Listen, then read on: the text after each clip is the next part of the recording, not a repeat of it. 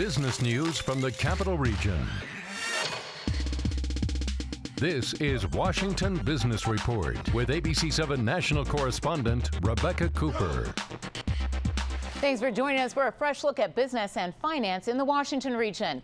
On today's show, let's talk about race. Or maybe not so fast, many Starbucks customers are saying this week, plus what the talks with Iran mean for the American business community and what it means to your wallet when the Fed no longer uses the word patient when it comes to talking about interest rates. And in our small business spotlight, don't hang up just yet. We've got ways conference calls can actually work rather than kill company productivity.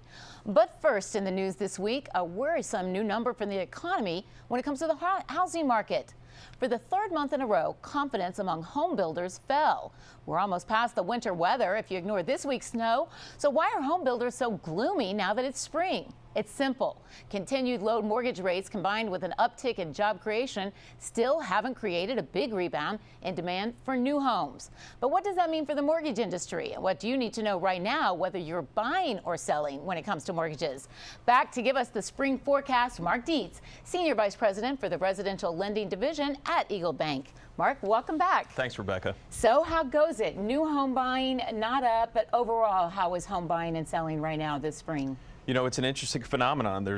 We have such low interest rates, but we've seen so many people refinance with those low interest rates, and they're holding on with a financial decision to hold on to their properties because it's a better position than purchasing a new home potentially with the rise in interest rates into the future. Well, now, as you know, because I bank with EagleBank, my favorite community bank, but I have many, there is a rush in some pockets. I rushed to buy last year in Bethesda. I wanted to get into the school system, and Bethesda is still a hot market. There are still plenty of places in Washington that are hot, and the right houses get snapped up in days rather than weeks or months. Right. But overall, it does still look like a buyer's market. Talk to us a little bit about what our audience, you know, we've got a very educated audience, sure. So they know a lot about mortgage buying and selling, but when it comes to things they may not know about the mortgage industry, talk to us about what you're seeing in some of the trends right now. Well, what we often talk about is documentation. Everybody thinks the mortgage process now, as it relates to where we were in 2008 and prior, has been cumbersome. So we ask for a lot of documentation, and it's not because we want to be nosy, it's because we need to document files for regulations. Now more than ever. That's right. Yeah, we can't sell risky loans. We don't overlook anything. Well, so one of the things you say that a higher income earner may need to be aware of is you all are going to have to be very fastidious these days when it comes to earned income versus documentable income. As you pointed out to me, some wealthy business owners don't always, for tax strategy, they have different ways of reporting income, but you're going to have to document everything. That's right. You know, we have to prove the ability to repay a mortgage loan. And that's a recent regulation, although we've been practicing that for a long period of time, notwithstanding stated income loans and the like. You know, the reality is that there is some taxable benefit, to reduce your taxable income.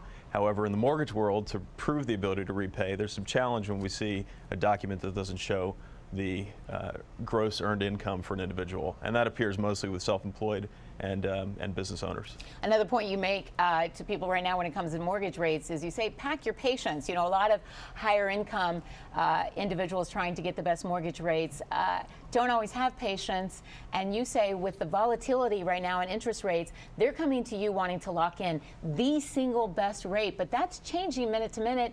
You say just like if you're buying Facebook stock and you pick it at 30 and the next day it's at 28, you can't come back and say sell it to me at 28 instead of 30. You've got to lock in whatever rate you lock in. That's right. We all use our best educated analysis of when to lock in an interest rate based on trends and all the factors in the data. There's some plenty of reports that we're aware of that occur each week to name, the Fed chairman's speeches and/or unemployment numbers and things like that. So make sure you're working with a professional. And the reality is you're purchasing a futures contract, much like the individual value of a stock. Interest rates change on a daily basis. So to be up to date, it never hurts to ask if you have locked in and interest rates appear to be lower, but just understand there are parameters that a lender can work under to renegotiate an interest rate once locked.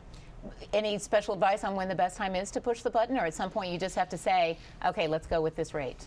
Trust but verify. Talk to your mortgage professional. Nobody has the crystal ball. We wouldn't have stood here 6 months ago and predicted where we are today with a 30-year under 4% would still exist in the marketplace, but it does.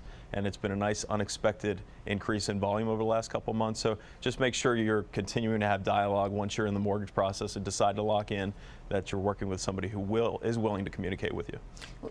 Not a lot more time, so I'm going to consolidate, because a couple of things you say to watch out for is look for even more regulation.